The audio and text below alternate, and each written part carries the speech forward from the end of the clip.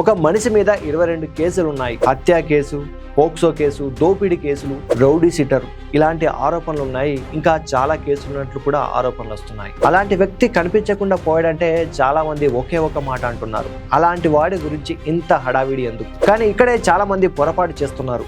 ఎందుకంటే ఇక్కడ చర్చ గాదే సాయికృష్ణ మంచోడా చెడ్డోడా అన్నది కాదు. ఒక మనిషి పోలీసుల కస్టడీలోకి వెళ్లాడనే ఆరోపణలు వస్తే ఆ తర్వాత 40 రోజుల పాటు అతని ఆచూకీ లేకపోవడం అనేది అసలు సమస్య. ఎందుకంటే నేరం చేశాడా లేదా అనేది పోలీసులు చెప్పేది కాదు, కోర్టులు చెప్పేది. శిక్షలు వేసేది పోలీసులు కాదు, చట్టం. అయితే ఈ కేసులో ఇప్పటి వరకు ఉన్న ఆరోపణలు ఏంటి, మనం తెలుసుకోవాల్సినటువంటి కొన్ని నిజాలు ఏంటి, ఈ కేసుని ప్రభుత్వం మీదకి నెట్టివేయడానికి లేదంటే రాజకీయంగా వాడుకోవడానికి జరుగుతున్నటువంటి ప్రయత్నాలు ఏంటి, ఆ విధంగా చేయడం ఎంత మాత్రం కరెక్ట్, ఇలాంటి అన్ని విషయాలను కూడా ఈ వీడియోలో డిస్కస్ చేద్దాం.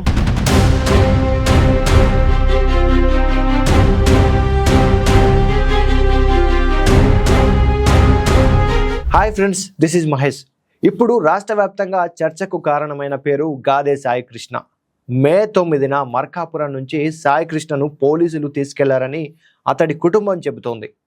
కారణం, అతనిపై 2 నాన్ బెయిలబుల్ వారెంట్లు ఉన్నాయని చెప్తున్నారు. కానీ అక్కడి నుంచే కథలో ప్రశ్నలు మొదలయ్యాయి. అతన్ని అరెస్ట్ చేసినట్టు కొత్త ఎఫ్ఐఆర్ లేదు, అధికారిక రికార్డులు లేవని ఆరోపణలు కూడా వస్తున్నాయి. 24 గంటల్లో కోర్టులో హాజరుపరచాల్సిన ప్రక్రియ కూడా కనిపించలేదని అతడి కుటుంబం చెబుతోంది.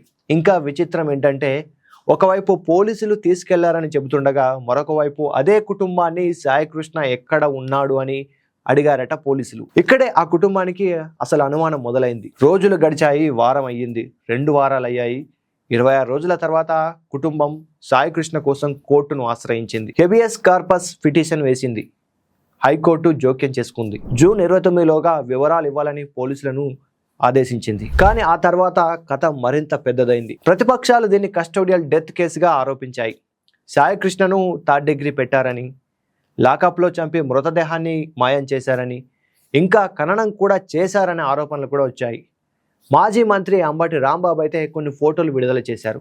ఆ ఫోటోలు సాయికృష్ణవే అని చెప్పారు. దాని తర్వాత మరొక వాదన కూడా బయటకు వచ్చింది. అవి సాయికృష్ణ ఫోటోలు కాదు, గతంలో సాయికృష్ణ చేతిలో చనిపోయిన నవీన్ రెడ్డి ఫోటోలు అని ఆరోపణలు వచ్చాయి. దీంతో ఈ కేసు మరింత గందరగోళంగా మారింది. అక్కడితో ఆగలేదు. ఈ కేసు రాజకీయ మలుపు తీసుకుంది. కులాల పేర్లు బయటకు వచ్చాయి. పవన్ కళ్యాణ్ పేరు బయటకు వచ్చింది. వైసీపీ, టీడీపీ ఒకరిపై ఒకరు ఆరోపణలు చేసుకోవడం మొదలెట్టారు. ఇక్కడ ఇంకో ప్రశ్న కూడా ఉంది. సాయికృష్ణ కాపు అయితే, సిఐ నాగరాజు కూడా కాపు అయితే, అతని కేసుల్లో బాధితులు కూడా అదే సామాజిక వర్గం ఉంటే ఇక్కడ కులం ఎందుకు వచ్చింది? ఓ వ్యక్తి చేసిన నేరాన్ని కులానికి ఎందుకు అంటించాలి? ఈ ఇష్యూలో ప్రధానంగా సిఐ నాగరాజు పేరు వినిపిస్తుంది. ఈ నాగరాజు 2002లో ఎస్ఐగా కెరీర్ ప్రారంభించాడు. యాంటీ గుండా స్క్వాడ్లో పనిచేశాడు. రౌడీ సిటర్లపై వరుస ఆపరేషన్లు చేసిన రికార్డు ఉంది. దూకుడు అధికారి అనే పేరు కూడా తెచ్చుకున్నాడు. కానీ ఇప్పుడు అదే దూకుడు చట్ట పరిమితులను దాటిందా అనే ప్రశ్న ఇప్పుడు వినిపిస్తోంది.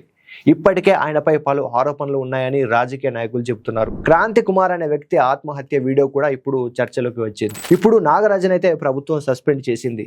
సో ఇక్కడ మరొక ప్రశ్న కూడా ఉంది. పోలీసులకు ఏమీ తెలియకపోయినట్లయితే అతన్ని ఎందుకు సస్పెండ్ చేసినట్లు? అంతేకాదు, ఈ మొత్తం విషయం కూడా సీఎం స్థాయి దర్యాప్తునకు వెళ్ళడానికి 39 రోజులు ఎందుకు పట్టింది?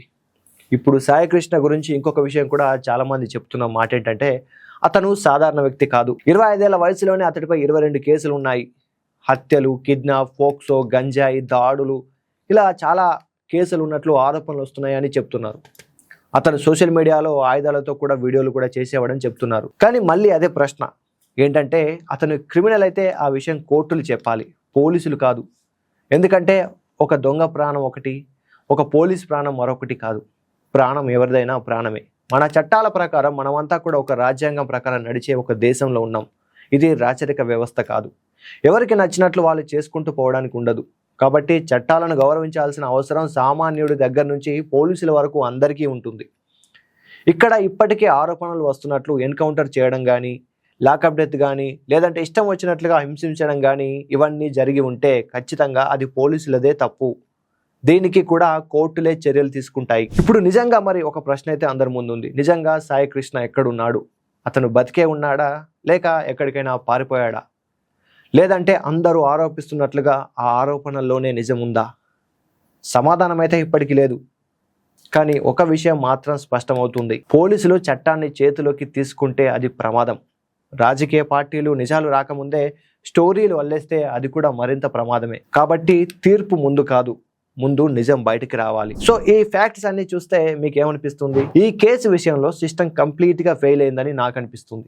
సాయి కృష్ణని పోలీసులు ఏదో చేశారని నేను ఇక్కడ అనట్లేదు, కానీ కనిపించకుండా పోయిన సాయి కృష్ణ కేసుని డీల్ చేసిన విధానం మాత్రం సిస్టమ్ ఫెయిల్యూర్ గానే క్లియర్ గా కనిపిస్తుంది. సాయి కృష్ణ మంచోడో చెడ్డోడో ఇవన్నీ సెకండరీ. ఆంధ్రప్రదేశ్లో ఉండే ఒక వ్యక్తి కనిపించకుండా పోయాడు. అతను కనిపించకుండా పోవడానికి పోలీసులు కారణమని అతడి ఫ్యామిలీ అంటోంది. అతను క్రిమినల్ అయితే కోర్టులో ప్రవేశపెట్టి ప్రూవ్ చేయాలి, లేదా మిస్సింగ్ కేసుగా టేకప్ చేసి అతన్ని కనిపెట్టాలి. ఈ కేసుకి పొలిటికల్ స్పైసెస్ యాడ్ చేయాల్సిన అవసరం లేదు. జస్ట్ విజయలక్ష్మి గారికి ఆమె కొడుకు గాదే సాయి కృష్ణను అప్పగిస్తే చాలు. అప్పగించకపోయినా కనీసం బ్రతికే ఉన్నాడు అని ఆమెకు తెలిసేలా చేసినా చాలు. ఆ తర్వాత అతన్ని అరెస్ట్ చేస్తారా, రిలీజ్ చేస్తారా, ఇవన్నీ సెకండరీ థింగ్. అంటే ఇప్పుడు సాయి కృష్ణని కనిపెట్టడం మీదనే మన సిస్టమ్ డిపెండ్ అయి ఉంది.